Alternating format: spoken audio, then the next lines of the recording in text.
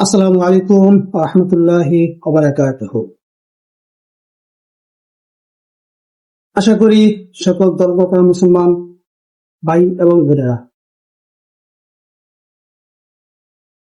আপনারা সকলে ভালো আছেন। আশা করি আলহামদুলিল্লাহ, আপনাদের দোয়ায়, মা বাবার দোয়ায় আমিও খুব ভালো আছি আলহামদুলিল্লাহ।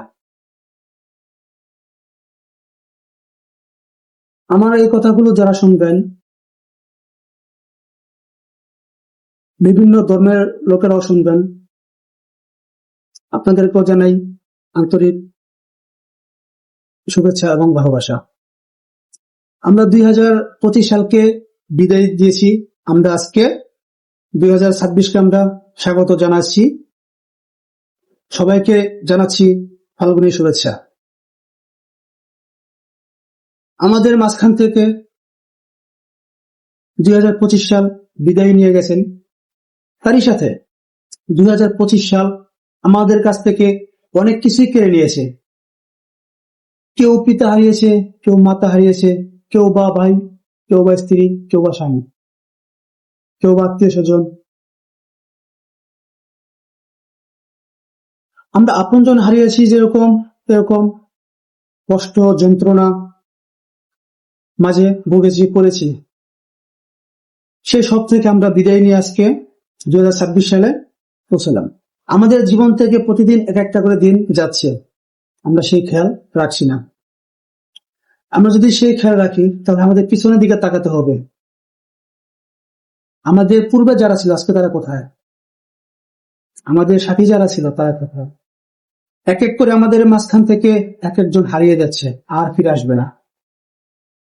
সেই সুবাদে আমি বলবো, আমি আল্লাহর দরবারে বলবো, আল্লাহকে বলবো, আল্লাহ আমাদেরকে এই 26 সালে আমরা সকলে ওয়াদা করছি, আমরা এই 26 সালে তোমার দ্বীনের প্রতি চলবো। তুমি সেই তৌফিক আমাদেরকে দিও, আমাদেরকে ভালো পথে তুমি চালাও, আমরা সেই পথে চলবো। প্রিয় বন্ধুরা, আমাদের জীবন থেকে এক একটা দিন চলে যাচ্ছে, এক একটা বছর চলে যাচ্ছে। আমরা কেউ হারাচ্ছি পিতা মাতাকে, কেউ হারাচ্ছি ভাই বোন, কেউ আত্মীয় স্বজন, অনেককে হারিয়ে এতিম হয়ে আছি। আমরা সকলে দোয়া করব এবং তাদের রুহের আত্মার মাগফিরাত কামনা করব, এবং তার সাথে আল্লাহকে বলবো, ইয়া রব্বুল আলামিন, আপনি তাদেরকে জান্নাতুল ফেরদাউস দান করুন। এবং আমার এই পৃথিবীতে এখনো আমাদের মা বাবা যাদের এখনো বেঁচে আছেন, আমরা দোয়া করবো আল্লাহর দরবারে তাদেরকে হায়াতে তাইয়্যিবা দান করুন। সমস্ত বালা মুসিবত থেকে যেন আল্লাহ পাক রব্বুল আলামিন আমাদেরকে হেফাজত করেন, সেই কামনা করব, সেই দোয়া করব আল্লাহ পাক রব্বুল আলামিনের। সকলে ভালো থাকবেন, দোয়া করবেন, সবাই সবার জন্য দোয়া করবেন, ভালোভাবে চলবেন, নামাজ পড়বেন, আল্লাহর দরবারে বেশি বেশি করে চাইবেন। সমস্ত কিছুর মালিক আল্লাহ, সবকিছু দেওয়ার মালিক আল্লাহ। সুতরাং চাওয়া যদি থাকে আল্লাহর দরবারে চান, কিছু বলার যদি থাকে আল্লাহর কাছে বলেন, তিনি সবকিছুর মালিক।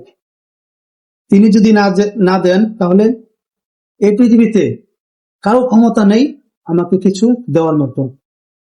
সুতরাং আমরা তার কাছে চাবো, তার দরবারে চাবো যেন তিনি আমাদেরকে ভালো রাখেন। আমাদের যারা অসুস্থ আছেন, যারা অসুস্থে ভুগতেছেন, আমরা দোয়া করবো যেন সবাই সুস্থ হয়ে আপন বাসায় ফিরে যেতে পারি, মা বাবার কোলে ফিরে যেতে পারি, সে দোয়া করব। আমার জন্য দোয়া করবেন, আমার মা বাবার জন্য দোয়া করবেন, এবং সবাই সবার জন্য দোয়া করবেন ইনশাআল্লাহ।